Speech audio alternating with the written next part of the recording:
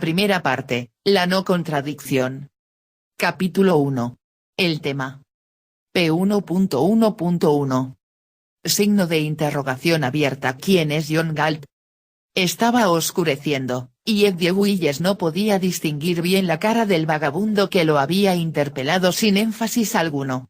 Pero desde el sol poniente, en un lejano extremo de la calle, un resplandor amarillento iluminó sus ojos que, fijos en Eddie Willis, relucían burlones e inquisitivos, como si la pregunta hubiese develado la inquietud difusa que lo embargaba. Signo de interrogación abierta. ¿Por qué dice eso?, preguntó Eddie Willis, nervioso. El vagabundo se reclinó contra el marco de una puerta, un trozo de cristal roto detrás de él reflejó el amarillo metálico del cielo. Signo de interrogación abierta. ¿Por qué le preocupa?, fue su respuesta. No me preocupa, repuso con brusquedad Eddie Willis. Precipitadamente metió la mano en el bolsillo. El mendigo le había pedido una moneda y luego se había puesto a hablar como si le sobrara tiempo para ello. La mendicidad callejera se había vuelto tan habitual que las explicaciones eran innecesarias, y Eddie no quería escuchar los detalles de la desesperación particular de este vagabundo. Ve por tu taza de café, dijo, mientras entregaba una moneda a la sombra sin rostro. Gracias, señor, respondió la voz, sin demostrar interés, y por un momento la cara se inclinó hacia él.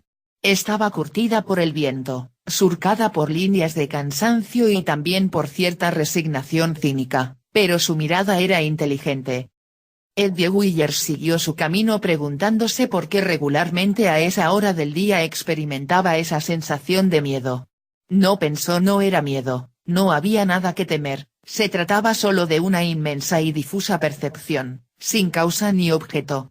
Se había acostumbrado a la sensación, pero no le encontraba explicación. Sin embargo, el vagabundo había hablado como si supiera que Eddie la sufría, como si estuviese convencido de que así tenía que ser, y más aún, como si conociera la razón. Eddie Willis enderezó sus hombros en un acto consciente de autodisciplina. Debía terminar con esto, pensó, estaba empezando a imaginar cosas. ¿Siempre lo había sentido? Tenía 32 años e intentó rememorar, no siempre, pero tampoco podía recordar cuándo había empezado. La sensación en cuestión lo atacaba de improviso, al azar, pero ahora estaba apareciendo más seguido que nunca. Es el atardecer, pensó, detesto el atardecer. Las nubes y las estructuras de los rascacielos recortadas contra ellas se estaban oscureciendo, como una vieja pintura al óleo, como una obra maestra desteñida. Largas franjas de mugre descendían desde las azoteas por los lejanos muros cubiertos de hollín. Muy arriba, al costado de una torre, había una rajadura con la forma de un rayo inmóvil de 10 pisos de largo. Un objeto dentado cortaba el cielo sobre los techos, era la mitad de una antena que retenía el fulgor de la puesta del sol, la capa dorada se había desprendido hacía mucho tiempo de la otra mitad. El resplandor era rojo e inmóvil como el reflejo de un fuego, no un fuego activo, sino moribundo, imposible de resucitar. Eddie Willis se dijo que no había nada alarmante en el aspecto de la ciudad. Se veía igual que siempre. Continuó su camino, recordando que estaba regresando tarde a la oficina. No le gustaba la tarea que le aguardaba, pero había que cumplirla, por lo que no intentó aplazarla. Por el contrario, se obligó a caminar más rápido.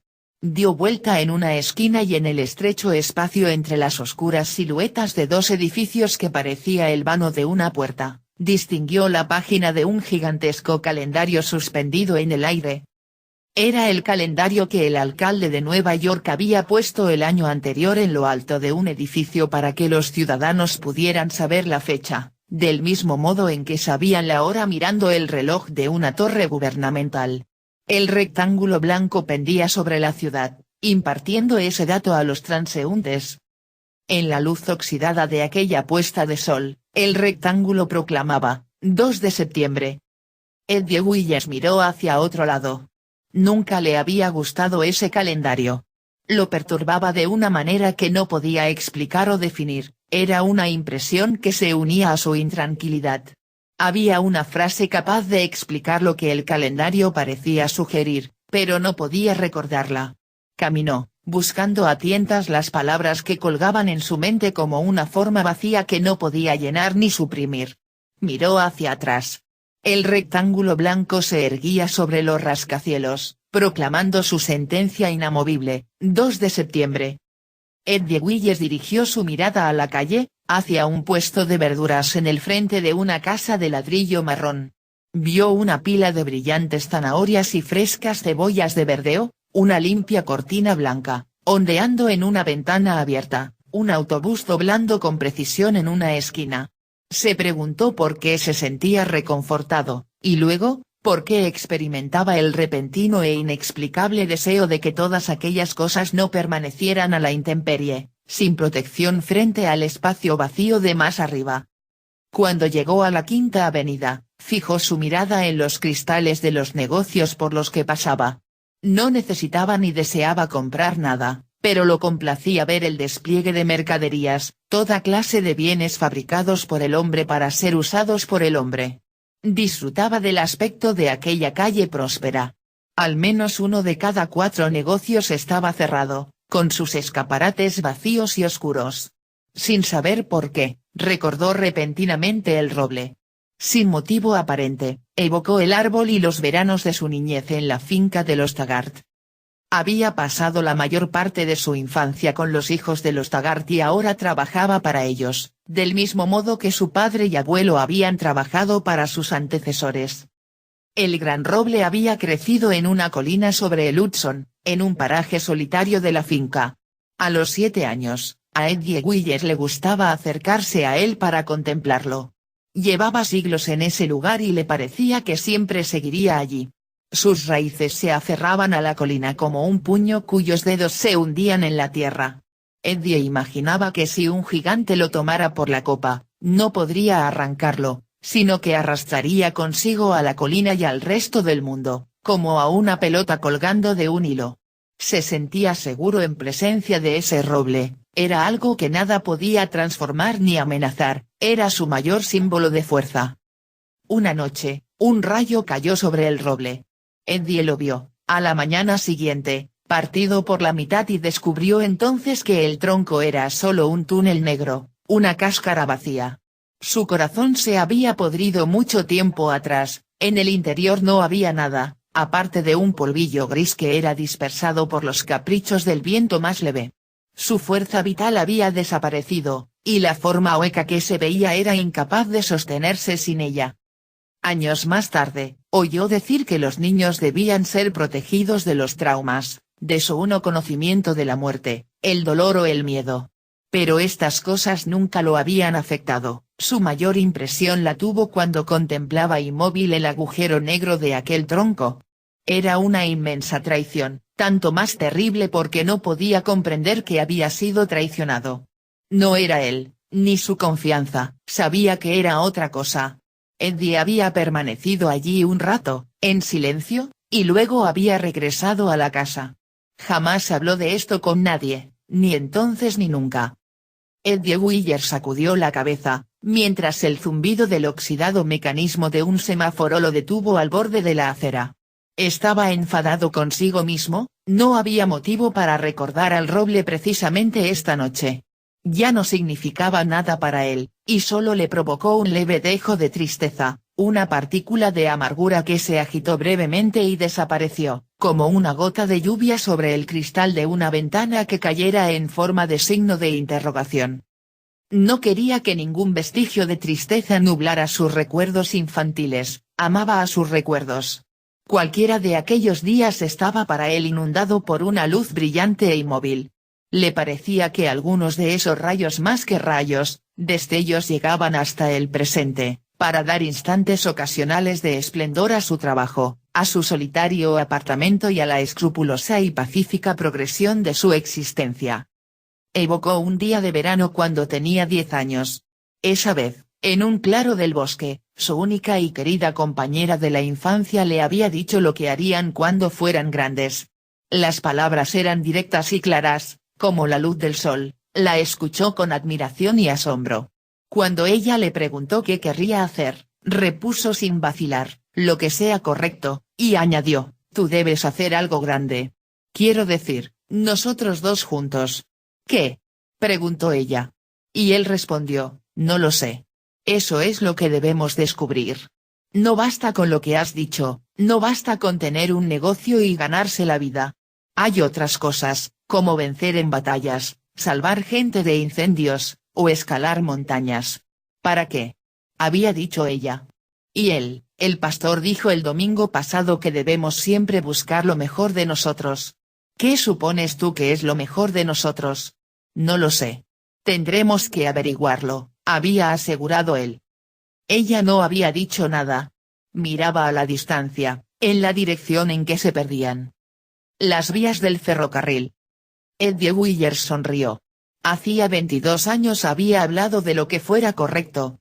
Esa manifestación había quedado sin respuesta. Las demás preguntas se habían borrado de su mente, había vivido demasiado ocupado como para formulárselas de nuevo. Pensaba que era obvio que uno debía hacer lo correcto, nunca imaginó que la gente pudiera desear otra cosa, sin embargo, sabía que algunos lo hacían. Eso le pareció sencillo e incomprensible al mismo tiempo, resultaba sencillo que las cosas debieran ser correctas, e incomprensible que no lo fueran. Sabía que esto último era lo que sucedía y meditó en ello mientras doblaba en una esquina y se acercaba al gran edificio de Taggart Transcontinental. Era el edificio más alto y orgulloso de la calle. Siempre que lo veía, Eddie esbozaba una sonrisa. Sus largas hileras de ventanas no estaban rotas, a diferencia de las de sus vecinos. Sus esbeltas líneas, sin ángulos destrozados ni aristas desgastadas, se recortaban contra el cielo. Parecía elevarse por encima de los tiempos, sin que nada lo afectara. Siempre estará ahí, pensó Eddie Willers. Cada vez que entraba en el edificio Taggart experimentaba una sensación de alivio y de seguridad. Era un lugar de eficiencia y poder. Los pisos de sus amplios vestíbulos eran espejos de mármol. Los fríos rectángulos de los artefactos eléctricos brillaban como piezas de luz sólida. Tras las mamparas de cristal, hileras de muchachas estaban sentadas ante sus máquinas de escribir y los teclados sonaban como las ruedas de un tren en plena marcha. A veces, como un eco, cierto débil estremecimiento recorría las paredes, provenía del subsuelo, donde se abrían los túneles de la gran estación terminal. De allí salían los trenes para cruzar el continente, o se detenían luego de haberlo atravesado, tal como venía sucediendo generación tras generación. Taggart Transcontinental, se dijo Eddie Willers, de océano a océano. Aquel altivo eslogan publicitario era para él tan contundente y sagrado como cualquier precepto de la Biblia. De océano a océano, para siempre, pensó con devoción, mientras atravesaba los impecables vestíbulos en dirección al corazón del edificio, el despacho de James Taggart, presidente de la compañía. James Taggart estaba sentado a su escritorio. Parecía tener unos 50 años, pero daba la impresión de que nunca había sido joven. La boca era pequeña y petulante y el cabello ralo se le pegaba a la frente calva. Su actitud demostraba cierto lánguido abandono, en contradicción con un cuerpo alto y esbelto, la contextura elegante y el confiado aplomo de un aristócrata, devenidos en la torpeza de un inútil. Su cara era pálida y fofa.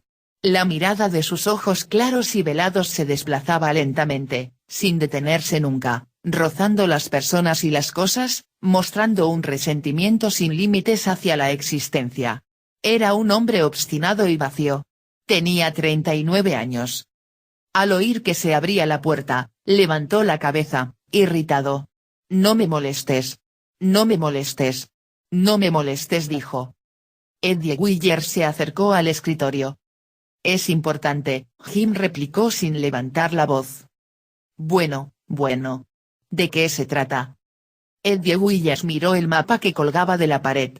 Sus colores habían ido destiñéndose bajo el cristal. A veces se preguntaba cuántos presidentes Taggart se habrían sentado ante él y en el transcurso de cuántos años. El ferrocarril Taggart Transcontinental, aquella red de líneas que cruzaban el descolorido plano del país desde Nueva York hasta San Francisco, se veía como un verdadero sistema venoso, como si muchos años atrás la sangre que fluía por la arteria principal se hubiera difundido por toda la nación debido a la presión de su propia superabundancia. Un trazo rojo se retorcía desde Cheyenne, Wyoming, hasta El Paso, Texas. Era la línea Río Norte de Taggart Transcontinental. Recientemente, se le habían añadido algunas extensiones que llevaban la red desde El Paso hacia el sur. Eddie Weyers apartó su mirada rápidamente cuando llegó a ese punto y la dirigió a James Taggart. Se trata de la línea Río Norte. Vio cómo la atención de Taggart se desplazaba. Hasta uno de los ángulos de la mesa. Hemos tenido otro accidente. Todos los días ocurren accidentes ferroviarios. ¿Tenías que molestarme por una cosa así? ¿Sabes a lo que me refiero, Jim? La Río Norte está en muy malas condiciones. Los rieles no sirven. Toda la línea está igual. Pondremos nuevos rieles. Eddie continuó como si no hubiese oído respuesta alguna. La vía está deteriorada. No sacamos nada con intentar que los trenes sigan circulando. La gente ha decidido no utilizar el servicio. No existe en todo el país una sola compañía ferroviaria, o al menos así tengo entendido, sin unos cuantos ramales con problemas. No somos los únicos. Se trata de un asunto de alcance nacional, pero transitorio. Eddie seguía mirándolo en silencio. Lo que más disgustaba a Taggart era esa costumbre de Eddie de mirar a la gente directamente a los ojos. Los de Eddie eran azules, grandes e inquisidores, tenía el pelo rubio y el rostro cuadrado y sin más particularidad que su aire de esmerada atención y de franca y perpetua sorpresa. Signo de interrogación abierta. ¿Qué pasa ahora? Preguntó Taggart con brusquedad. He venido a decirte algo que creo debías saber y que alguien tenía que comunicarte. Signo de interrogación abierta. ¿Que hemos sufrido otro accidente? Que no podemos abandonar la línea Río Norte. James Taggart en raras ocasiones levantaba la cabeza. Al mirar a la gente, lo hacía elevando sus gruesas cejas desde la base de su amplísima y calva frente. Signo de interrogación abierta. ¿Quién piensa abandonar la línea Río Norte? Preguntó. Jamás se nos ha ocurrido algo así. Me molesta que digas eso. Me molesta mucho. Durante los últimos 6 meses no hemos podido cumplir ni una sola vez con el horario, no hemos completado un recorrido sin contratiempos de mayor o menor importancia, y estamos perdiendo a todos nuestros clientes regulares, uno tras otro. ¿Cuánto podemos durar así? Eres un pesimista, Eddie. Careces de fe y eso es lo que más perjudica el espíritu de una organización. Signo de interrogación abierta. ¿Quieres decir que no haremos nada con respecto a la línea Río Norte? No he dicho eso. En cuanto tengamos los nuevos rieles. Jim, no tendremos esos rieles nuevos, interrumpió Eddie. Las cejas de Taggart se levantaron lentamente. Vengo de Associated Steel. Hablé con Orren Boyle. Signo de interrogación abierta. ¿Y qué dijo? Habló durante hora y media sin darme una sola respuesta directa. Signo de interrogación abierta. ¿Y para qué has ido a molestarlo? Según tengo entendido, el pedido de rieles no debe entregarse hasta dentro de un mes. Sí, pero antes de ese aplazamiento, tendría que haber hecho una entrega hace 3 meses. Circunstancias imprevistas que Orren no ha podido evitar. Contábamos con esos rieles medio año antes. Jim, llevamos esperando 13 meses que la Associated Steel nos entregue esos rieles. Signo de interrogación abierta. ¿Y qué quieres que haga? Yo no dirijo la empresa de Orren Boyle. Quiero que entiendas que ya no podemos esperar más. Con expresión entre burlona y cautelosa, Taggart preguntó pausadamente, signo de interrogación abierta. ¿Qué ha dicho mi hermana? Regresa mañana. Bien, ¿qué quieres que haga? Eso lo tienes que decidir tú. Bueno, pero digas lo que digas, hay algo que no quiero oírte mencionar. Me refiero a Rearden Steel. Eddie no contestó inmediatamente, pero luego, con voz tranquila, asintió, como quieras, Jim. No lo mencionaré. Orren es mi amigo. No hubo respuesta. No me gusta tu actitud. Orren Boyle entregará esos rieles tan pronto como sea humanamente posible. Mientras tanto, nadie puede reprocharnos nada. Jim, ¿de qué estás hablando? ¿No te das cuenta de que la línea Río Norte se desmorona, nos reprochen o no? Los pasajeros lo soportarían, no tendrían más remedio, si no fuera por Phoenix Durango. El rostro de Eddie se puso tenso. Nadie se quejó de la línea Río Norte, hasta que Phoenix Durango entró en escena. Phoenix Durango está haciendo un trabajo brillante. Signo de exclamación abierta. Imagina. Una cosa llamada Phoenix Durango, compitiendo con Taggart Transcontinental. Hace 10 años esa línea solo servía para el transporte local de leche. Pues ahora tiene la mayor parte del tráfico de mercaderías en Arizona, Nuevo México y Colorado. Taggart no contestó. Jim, no podemos perder Colorado. Es nuestra última esperanza, la última esperanza de todos. Si no hacemos las cosas como se debe, nos quedaremos sin un solo cliente en ese estado, todo quedará en manos de Phoenix Durango. Ya hemos perdido las explotaciones petrolíferas Uyat. No sé por qué todo el mundo se la pasa hablando de la petrolera Uyat. Porque Ellis Uyat es un prodigio que. Signo de exclamación abierta. Al diablo con Ellis Uyat. Al pensar en aquellos pozos de petróleo, de repente Eddie se preguntó si no tendrían algo en común con el sistema venoso del mapa. ¿No eran, acaso, algo similar a la corriente roja que Taggart Transcontinental había trazado por el país hacía años, de una forma que ahora parecía increíble? Pensó en los pozos de petróleo, expulsando una corriente negra hasta rebasar el continente, a una velocidad casi mayor que la de los trenes de Phoenix Durango, encargados de transportarlo. Ese terreno había sido solo un costurón rocoso en las montañas de Colorado, que fue abandonado cuando lo creyeron exhausto. El padre de Ellis Uyat había mantenido una vida oscura hasta el final de sus días, gracias a aquellos pozos moribundos. Pero ahora era como si alguien hubiera puesto una inyección de adrenalina en el corazón de la montaña. Esta latía de nuevo y la sangre negra surgía a borbotones de las rocas. Desde luego que es sangre, pensó Eddie Willers, porque la sangre alimenta y da vida, y eso es lo que hace Uyat Oil. Terrenos vacíos recobraron la vida, surgieron nuevas ciudades, nuevas centrales eléctricas y fábricas, en una región a la que ya nadie prestaba atención.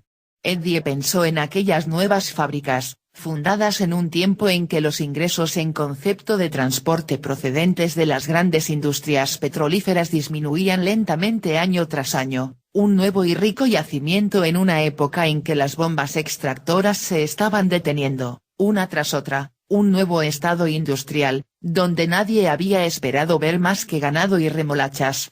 Y aquello era obra de un hombre, concretada en 8 años. Eddie se dijo que ocurría como en las historias que había leído en los libros escolares y que nunca había creído por completo, historias de hombres que vivieron en los tiempos del país. Le hubiese gustado conocer a Uyat. Se hablaba mucho de él, pero pocos lo trataban, pues muy raras veces iba a Nueva York. Se decía que tenía 33 años y un carácter violento. Había descubierto un método para reactivar pozos petrolíferos agotados, y se había dedicado a la tarea de revivirlos. Ellis Uyat es una basura codiciosa, a quien solo le interesa el dinero, opinó James Taggart, pero yo creo que en la vida hay cosas más importantes que amasar una fortuna. Signo de interrogación abierta. ¿De qué estás hablando, Jim? ¿Qué tiene esto que ver con? Además, nos traicionó. Atendimos los yacimientos Uyat durante años y lo hicimos con eficiencia. En los días del viejo Uyat, mandábamos un tren tanque por semana. Pero ahora no estamos en los días del viejo Uyat, Jim. Phoenix Durango utiliza 2 trenes tanque diarios y lo hace puntualmente. Si nos hubiera dado tiempo para crecer al mismo ritmo que él. No tiene tiempo para perder. Signo de interrogación abierta. ¿Qué espera? ¿Que abandonemos a los demás clientes y sacrifiquemos el interés de todo el país para prestarle nuestros trenes? No, no espera nada, se limita a hacer contratos con Phoenix Durango. Lo considero un rufián destructivo y carente de escrúpulos, un oportunista e irresponsable a quien se ha alabado exageradamente. Resultaba asombroso percibir una traza de súbita emoción en la voz sin vida de James Taggart. No estoy tan seguro de que sus pozos petrolíferos constituyan un triunfo tan beneficioso como se supone. A mi modo de ver, ha dislocado la economía de todo el país. Nadie esperaba que Colorado se convirtiera en un estado industrial. ¿Cómo podemos estar seguros, ni planificar algo, si todo cambia minuto a minuto? Signo de exclamación abierta. Cielos. Por Dios, Jim. Ese hombre es. Sí, ya sé. Gana mucho dinero. Pero creo que ese no es el parámetro por el que se mide el valor de un hombre en la sociedad. Y en cuanto a su petróleo, Wyatt se arrastraría ante nosotros y tendría que esperar su turno, sin ninguna pretensión de exceder el cupo normal de transporte. Si no fuera por la Phoenix Durango. No podemos evitar lo que pasa si tenemos que enfrentar una competencia demoledora de esta naturaleza. Nadie puede culparnos de nada.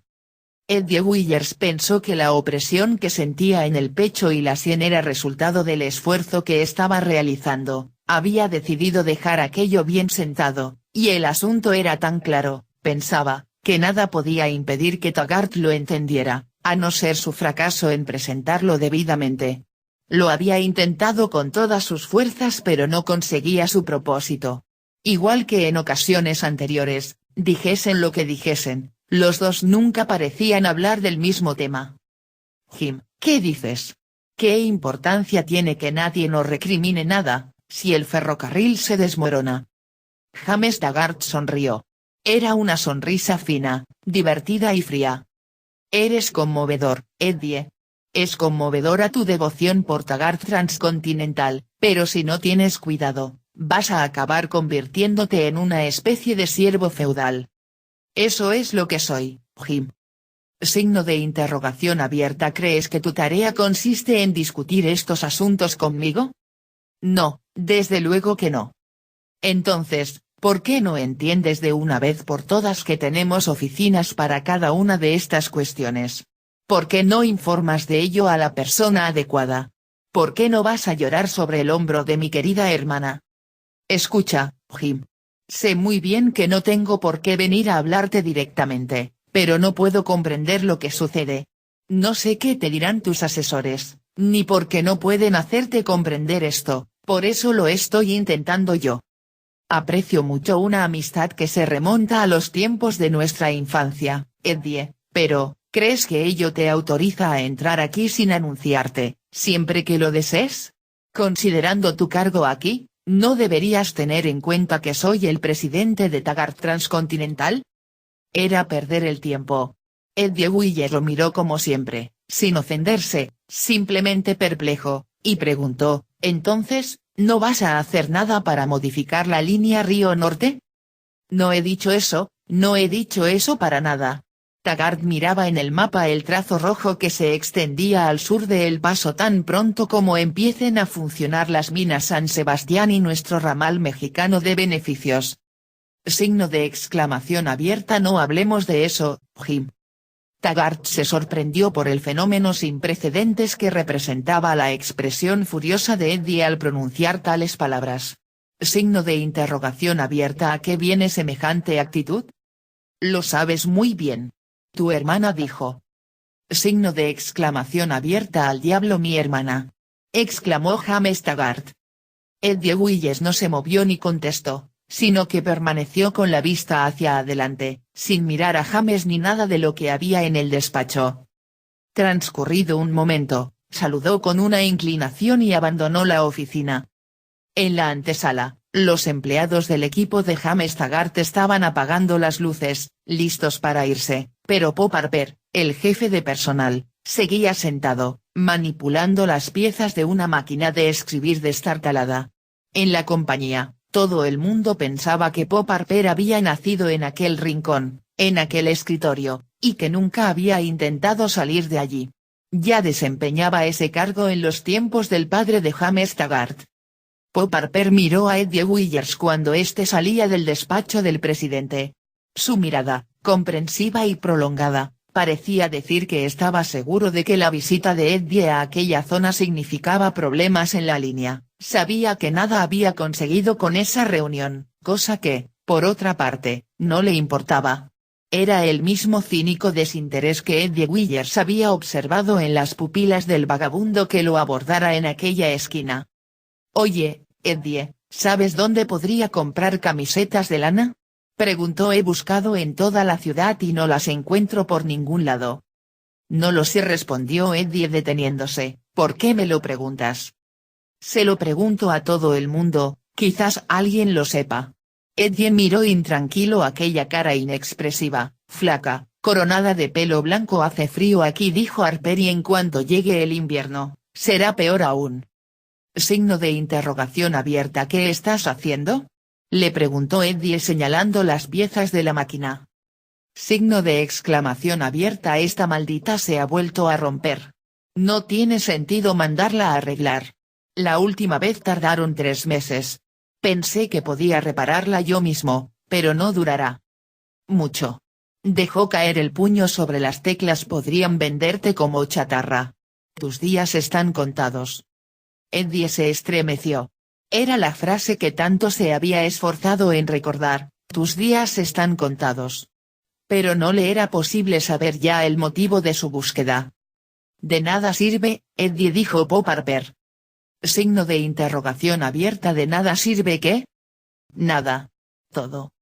Signo de interrogación abierta. «¿Qué te ocurre, Bob?». «No pienso solicitar una nueva máquina de escribir. Ahora las hacen de hojalata. En cuanto las viejas desaparezcan, será el final de la escritura a máquina. Esta mañana ocurrió un accidente en el metro, fallaron los frenos. Deberías irte a casa, Eddie, poner la radio y escuchar una buena orquesta. Olvídate de todo, muchacho. El problema contigo es que nunca has tenido un hobby. Alguien ha vuelto a robar las lámparas de la escalera del edificio donde vivo. Me duele el pecho. Esta mañana no pude comprar jarabe contra la tos porque la farmacia de la esquina cerró la semana pasada. El ferrocarril Texas Western quebró el mes pasado. Y desde ayer no se puede circular por el puente de Queensboro, porque están haciendo reparaciones. Bien, ¿qué importa? ¿Quién es John Galt?».